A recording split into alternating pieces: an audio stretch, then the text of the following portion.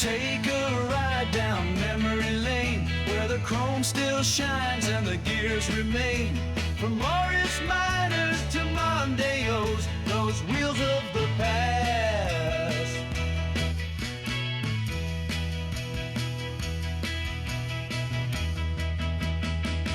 We had one of those, oh yes we did. From Sunday drive to trips as kids.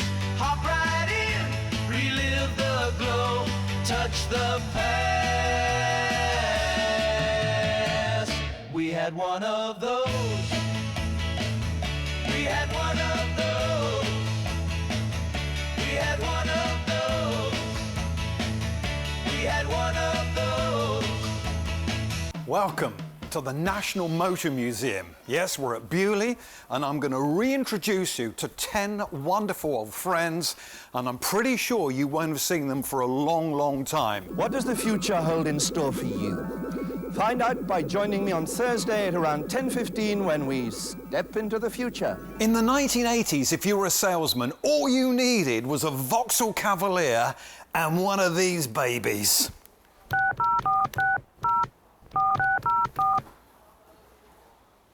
I haven't got a signal. A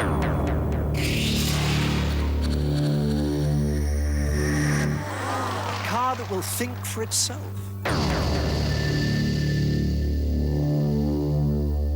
It will have a brain that will tune the engine hundreds of times a second. The option of power distribution to all four wheels. And electronically controlled non-locking brakes will make it virtually impossible to skid.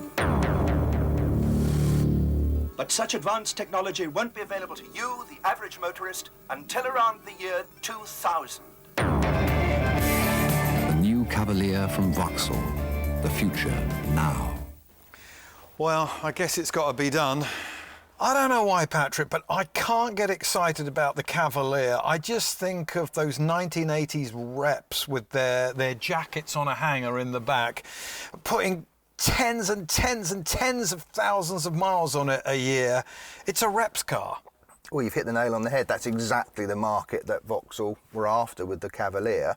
Their big rival, of course, was Ford. The interesting thing about the Cavalier is the sales success of the Cavalier is in part due to the Ford Motor Company, because Ford had the family car and the fleet car market sewn up with the Cortina. Yeah. And when they replaced the Cortina with the Sierra, with its jelly mould, aerodynamic styling, which was incredibly efficient, incredibly futuristic, but the British public really didn't like it. And we got to love it later, though, didn't we? It did, and it became a Ford top seller. But those first 2 or 3 years, initially when it came out, Vauxhall noticed that their original Cavalier, the Mark I, the rear-wheel drive version, actually sales increased, which was a fairly uninteresting car.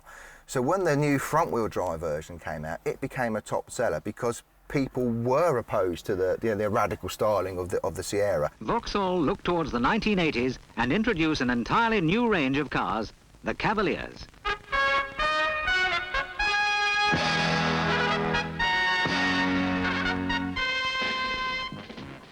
The elegant body shape is a completely new design, and inside, every detail has been re-examined. There's a single control switch to operate the indicators, the two-speed windscreen wipers, and windscreen wash, and the headlight flash and dip.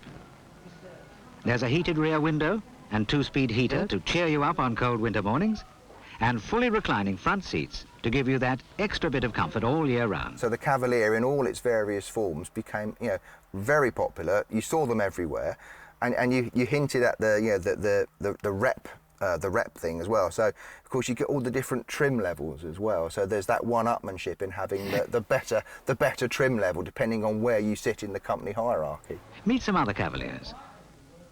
The 4- and 2-door saloons with the economical 1.6-litre engine, and the sporty 1.9 GL Coupe with its distinctive front cowling. Now here's a fellow who wants to buy a Cavalier. Bit worried about persuading the wife, perhaps? Wonder how he'll play it.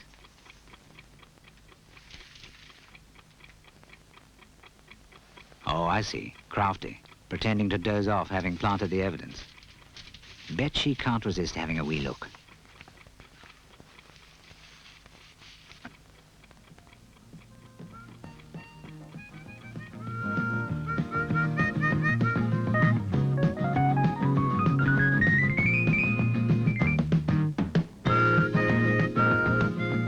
We've made it easy for husbands like him. Here's a question for you. We would encourage people, quite rightly, to buy British.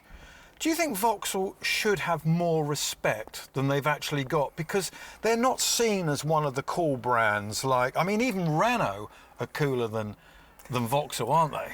Well, I'll admit to being biased. My dad had a Vauxhall Victor when I was a little kid. There were always Vauxhalls around, but you're right. People tend to see them as being sort of boring and mundane.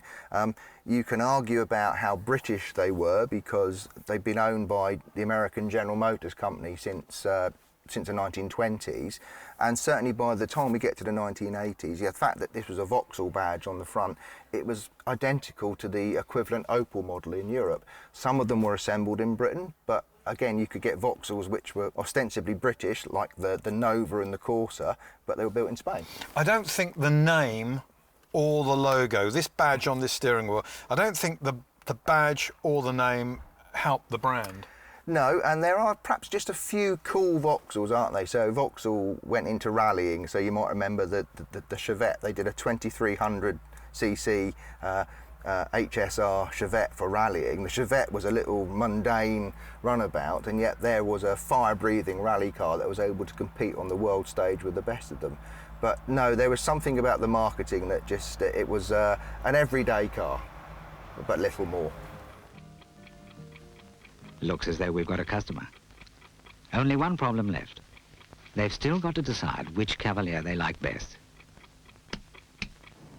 Ask your dealer for the full current specifications and ask him for a test drive. So here we have it, the Vauxhall Cavalier. Now, you're probably not thinking sporty or luxurious, but if you're Mr. Practical, this could be the car for you. And I must point out that this isn't just the Cavalier, this is the Cavalier Owl. I'm guessing that stands for luxury. Let's find out. Great thing about the Cavalier is it always started first time. You watch.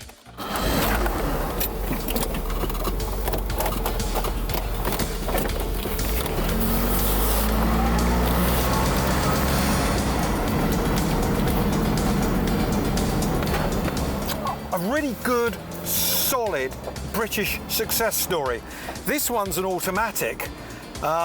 They weren't as popular, of course, and maybe if you were looking for an automatic car, you wouldn't have picked a Cavalier. If you wanted a car that was automatic, you would have probably gone for a Jaguar or something like that. But of course, there was always these options on any car, really, that was being produced. The dashboard in this car is very clear, very concise, and just like the Capri that I was in earlier, everything is just where you want it to be.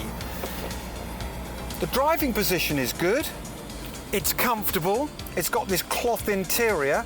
The thing about the cloth interior was it was warm in the winter and cool in the summer, and as long as someone didn't catch it with their front door key or the studs of their jeans and it didn't split. I mean, this one's original. It hasn't been refurbed and it's in great condition. I like this car more than I thought I would. Oh, Cavalier, take me back in time to motorway dreams and a boxy design. You went the fastest, but you held the line. My Cavalier, you were mine. Oh, my. It's the Vauxhall Cavalier. It's the car that kept Britain's reps moving, going from meeting to meeting. This car, amazing. Yo, we had one of those.